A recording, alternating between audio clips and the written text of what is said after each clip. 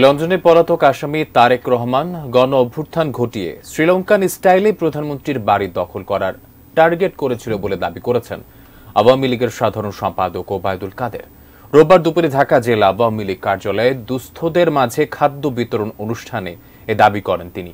ওবায়দুল কাদের আরো বলেন, কারফিউ জারি না হলে তারা এর চেষ্টাই করত। আওয়ামী লীগ আক্রমণ করেনি, উল্টো আক্রান্ত হয়েছে দাবি করে তিনি বলেন, এরপরও দেশ বিদেশ থেকে আওয়ামী লীগের বিরুদ্ধে বিবৃতি আসছে। আর যেখানে 111-এর কুশীলব ডক্টর ইউনূসও যোগ দিয়েছেন, কারো প্ররোচনায় বিবৃতি না দেওয়ারও আহ্বান জানান তিনি।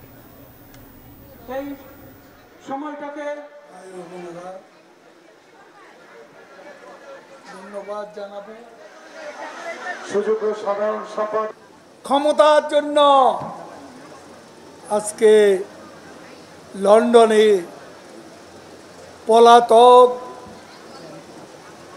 এবং গণঅভ্যুত্থান ঘটিয়ে শ্রীলঙ্কা স্টাইলে প্রধানমন্ত্রীর বাড়ি দখল করার টার্গেটও ওই রাতে ছিল যদি কারফিউ জারি না হতো।